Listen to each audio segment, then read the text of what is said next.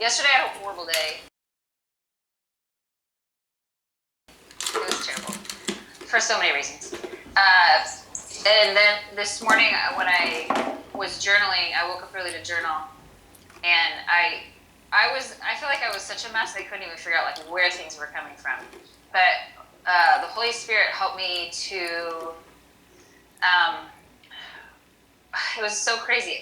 The Holy Spirit took me back to places where I was criticizing myself, and took me back to like my 8-year-old self. And actually, the way he did it was I woke up this morning with a memory of criticizing my mom, and through that, I knew he was trying to speak something to me, and I went back to like my 8-year-old self, being critical of my mom, and recognizing that in that place, there was just a lot of self-hatred that I had, that I didn't even realize, and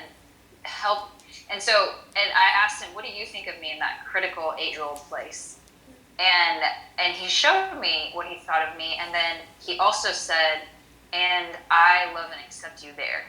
Mm-hmm. And him saying that for me was this place of like, okay, well then I have to choose to have compassion on my 8-year-old self, even though there's an 8-year-old place inside this 36-year-old body right now. Like, I need to have compassion on that little girl, and it has helped me so much today in my relationship with my kids, because I really receive patience for myself. Yeah. Anyway, I just wanted to affirm that's kind of been my story. Okay, do you mind if we look at that a little bit closer, Crystal?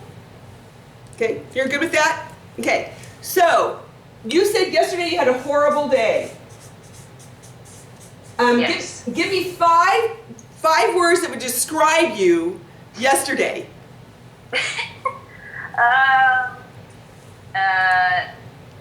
Impatient, inflexible,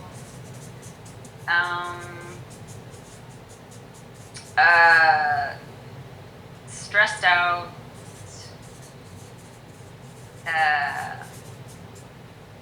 yeah, I don't know, I think those are some I would say. What would your kids say? Give me 2 more your kids would say. How would they tattle on you? What would they say? They would say that they'd probably say I was mean. Mean. And, let's see. Yeah, I mean, impatient is probably a word that I already said that, but. Okay. Can you give me a word they've used, like, were you a jerk? Were you creepy? Were you, what would be a... Like a word they've used? Yeah. Those are words that they would use. Okay. Mean, mad, cranky. Okay, let's go with that. Now, when you were 8 years old and you were mad at your mom, how was she behaving? In that way. This was mom then. Yes. Okay. I would get so mad at her when she would get flustered and inflexible. Yeah, inflexible. Good one. Inflexible. Yeah. Okay. And so now, your mom, okay, to your 8-year-old, you now have become your mom to your 8-year-old. Yeah. Yeah. Okay, so the anger and mad and ticked off you were as an 8-year-old towards your mom, you now can do to yourself because now you're her. Mm-hmm. Yeah. Probably the person you promised you'd never be. Uh-huh. Yeah. Yes. Okay, and so in this place becomes this place of bullying yourself for being the mom your mom was. Yeah, then I just had all sorts of shame spirals. Yes. Which I knew exactly what was happening. Yes, shaming. Now, that is the very reason why we try and be perfect. Somebody told me when we were talking about expectations, I'm not even going to try. I don't want to try. I think who was that said, I won't try? There you go. Okay, here's what we do in shaming. Okay, we become ashamed as a child because of what mom is saying here, right? And we take on this shame place, okay? And what we do then is decide, I will be perfect so I don't ever have to feel this shame again. Okay? So then I become perfectionistic. So that I don't have to feel shame like this again. And I become very controlling and rigid about my environment, about my kids, about me, about how people see us. Okay? Because I need to, in order to be perfect, I got to get this right and get it really rigid and be very controlling so that I don't ever have to feel this again. Sound familiar, anybody? Yeah. Yes. Okay. And so then what happens is I then become the mom to my kids and do this all over again. Deuteronomy talks about the mental twistedness when it says that the sins of the fathers will be visited unto the third and fourth generation. That word sin is mental twistedness. The mental twistedness of, by the way, your mom needed to be perfect and controlling and rigid, okay, so that she didn't feel her shame last generation. Now you are feeling towards your kids, okay? The really interesting thing about rigidity, it is the opposite of emotional mental health. Emotionally, mentally healthy people are resilient, not rigid. Okay, they learn to be resilient. They're kind of like, you guys know what a Bobo doll is? Bobo dolls are those, this was when I was a kid. Bobo dolls are these clowns that you blow up and they have sand in the bottom. And when you bounce them, they bounce back up. When you hit them, and they come right back up. Kind of like weebles that wobble, but they don't fall down. That's resilience. I get hit, I'm right back up. It didn't work out today, it will tomorrow. Okay? We got, coronavirus going on, I'm right back. Okay? It's resilience. Rigidity is the opposite, man. I'm gonna break if you hit me. I'm gonna crack and break. And so I gotta, keep my world really, controlled around me so you don't hit me because I am gone if I'm hit. Being flexible gives us all kinds of other options. When we have serious expectations that we've ought, should, must put in our heads, it creates a rigidity where there is no other options. There's no third option. There's no way to get, Judah to do his spelling words because he's going to do them this way. But if you're just flexible about it, and there's no expectation that, okay, or I expect to learn him in his own way, then he can hang upside down on the bed and spell out every word you want him to. And he'll remember the fun of that. See? So when we become really rigid, we are in a place of emotional unhealth that actually hurts our spiritual well-being. Because then we can't be who we want to be. We can't give loving kindness. We can't be grace-filled and loving. See? And that's the point of why emotional mental health is so important. Because our emotional mental health gives us the ability to walk out our spiritual integrity. But when we're not emotionally healthy, we lose our ability to walk out our spiritual integrity. That's really good, Carol. Jackie? Do we have questions real quick? Yeah, sure. Yeah, so, it sounds so wonderful to be so flexible about the spelling words and everything else, that's so great. Of course I want to be the mom that's flexible about, how we do chores tonight or whatever. But then I think about the practicality of my 3 kids and all we have going on, and I need the day to be efficient as well. So how does one, have that much energy to be flexible about everything? Like, I know you, Carol, you're always you come up with a brand new idea about that right then, but then in the muck of it, when there's Cheerios all over and there's paint being painted on the wall, I lose my grace to be flexible about the spelling words and Yes. the energy. Yes. You need to think of, okay, great, yeah, sure, do it that way. Right. I'm oh my gosh, we need to just get some things checked off so I can sit down for 3 minutes, Yes. Yeah. So efficient efficient says what, Jackie? Well, being raised by a German, efficiency is the highest goal. Yes! Yes, it is. Because in efficiency, we are what? We accomplish things. Oh, yes, we do. Yes. Yes. We finish a task. Finish a task. Yes, we do. When did it ever say that accomplishing something and finishing a task had to be painful? Couldn't be fun. All the time. All the time. There you go. This must be painful. Must be painful. Well, it just must be done, and we just must get it done. Okay, let's look at, okay, so you said Cheerios on the floor and paint on the walls. What else must be done? I mean, apparently now learning. No learning, or there is learning. I mean, I haven't even started homeschooling because I'm actually very laissez-faire about school in first grade. I feel like she'll figure it out, but that's another story. There you go. There's a healthy, flexible. Yeah, but that's not really working because she's not actually. I just have pretended like we're not doing school. So. Okay. But you know, just if I am trying to like actually do school, like I want to be flexible, but then like it just seems like so much energy to like not just follow a schedule to get it done. Okay. Because I will go on forever if we're being flexible for 3 different children, for 3 different learning things, you know, with everything going on. Okay. And so schedule is an utmost. It's a means A means to getting it done.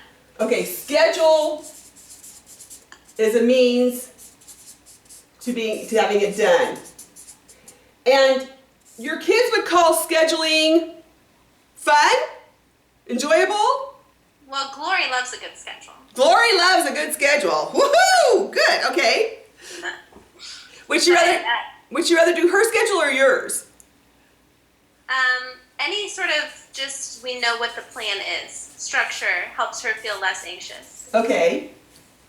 Helps her feel less anxious. Okay, so if we are able to maintain a really good schedule, we can decrease Glory's anxiety. Potentially. Okay? And in the real world, what is going to happen to Glory and her anxiety when the schedule is messed up? Yeah. So she needs to learn to become resilient.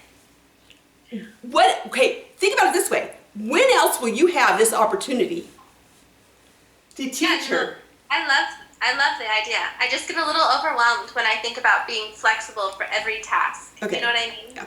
And every is an interesting word too, because what you're doing here is you're deciding that it's an all or nothing thing. Either we have to be flexible for every task, or we have to be rigid for every task. Okay? And if you break it down into, the first thing to listen to is, what is my expectation, right? So my expectation is that we will be efficient. So we will accomplish our goal. Okay? Now, efficient sounds like, with the least amount of time and effort needed, with the cleanest home possible, with, the clipboard at your side. That's what efficient is. Great, Carol. Yeah, doesn't that sound wonderful? And how's that working? Well, I haven't even started. So Okay, there you go. Cool. Okay, very cool. Okay, so efficiency, there are so many things in life that are painful, that are important and necessary, that to give our kids the opportunity to enjoy and crunch a couple of Cheerios under their feet is a beautiful gift you give them. Which is what I hear you're doing and not starting school. Yeah. a little bit of laziness mixed in there. It's fine. Okay. Do you think it is lazy? No, for me, just right now, it's like a priority thing. Like, I'm just really enjoying them. And again, it's just first grade. If I had 3 kids in like some real grades, and she's like ahead of school and whatnot. So, but, yeah. So right now, it's like more of like it seems unnecessary to add this burden to her right now because she's already feeling a little bit anxious about. Okay, so basically what you are doing is you are being a Bobo doll. You are looking realistically at your situation and giving her and you grace and deciding what's more important at this point. Okay, see, because what happens is when we get very rigidly focused, it has to be this thing has to be done this way to accomplish this goal, okay? And so it becomes one rigid demand and mess, okay? And so it has to be done that way. You must sit your butt on the chair, get out your pencil, and write these spelling words 10 times right now, okay? And that is the demand, okay? And if you think about instead, what is really the goal? The goal is that he has his spelling words and he knows them perfectly, or pretty close. Let's say A-. Okay? If we look at the goal instead of the entirety of this situation, we can say, okay, you know what? You love bouncing the ball. Bounce the ball while you spell ball. Bounce the ball while you spell track. Bounce the ball while you spell happy.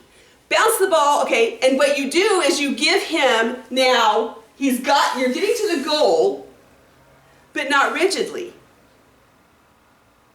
Does this make sense, you guys? Yeah. I see a lot of blank faces. Yeah, I think it makes sense. I think the question, well, Becca, do you have a question? Yeah. Or a thought? So what I can relate to is I like forward movement. I like efficiency. I like things to get done that are supposed to get done. I think that for me, when as I've begun the journey the last year and a half of becoming a more flexible person, there are times and moments where it feels like there is so much energy that has to be spent in learning to be flexible in this moment that I don't necessarily feel like I have. I don't know if you would say this, but I know that I can attest to, I have to decide for myself where I'm at in my journey. And I know in my journey, I'm still, in some ways, I'm still a little kid in learning flexibility. And so I have to be okay with a win being like, today I let Judah draw chalk on the, instead of do what his teacher told him to do, his spelling words. And I was like, that's a win for me. And also what I realize is flexibility is a muscle, and the more I work it, the more easy and more natural it comes over time. Yes. Anyway, I don't know if you can speak to that. Yeah, and you know what just occurred to me? If I'm talking to perfectionistic people, they're going to attempt to be perfectly flexible. So I'm going to use all this energy and efficiency to become now flexible, and I will be perfectly flexible. Yes, you're talking to a really good group. This is perfect. Okay. Hey guys. I think that's definitely like a lens. I'm like, okay, be flexible, be the fun mom, be like, you're just flowing, And I'm like, oh my gosh, I can't flow. It's like, okay, great point. It's not about being, it's about doing. I'll do flexible. Yeah. I'll do imperfect. I'll do human. I'll do. It's so funny. I saw this commercial the other day. Or it was a joke, something about how difficult it is to do yoga stretches without farting. Correct? Very hard. And so, do we just skip yoga? Do we, I don't know. What do we do? Because we're going to do it in a human way that's going to let out gas.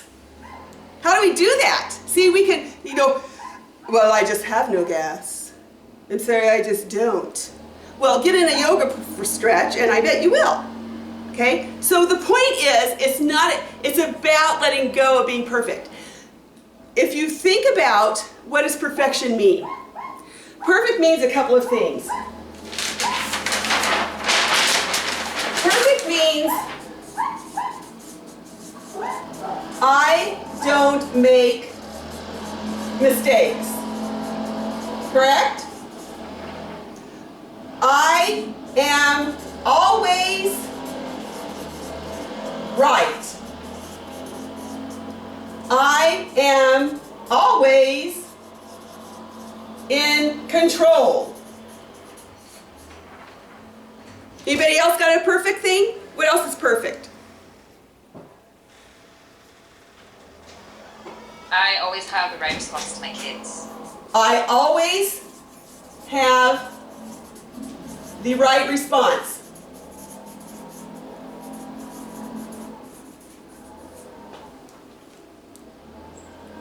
Any others you can think of? I do everything that needs to be done. I do everything. I love the word must in there. I do everything that must be done. Or I will always be available. I will always be available. I can think of all the possible outcomes and have potential solutions. Okay, I have all potential solutions.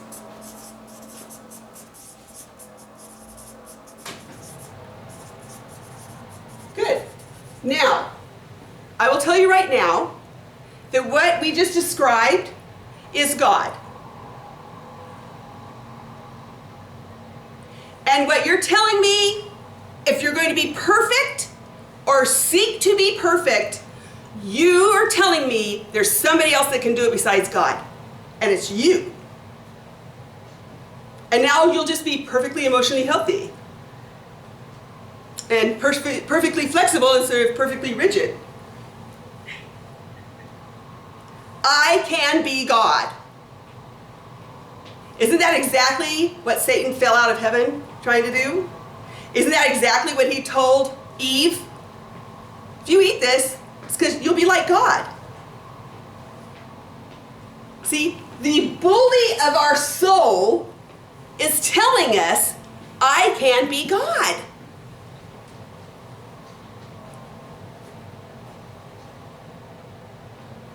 I feel it like right here. Yeah. Yeah. Can I ask, what were the words that we should be using rather than the hot words? Like again? should you just used?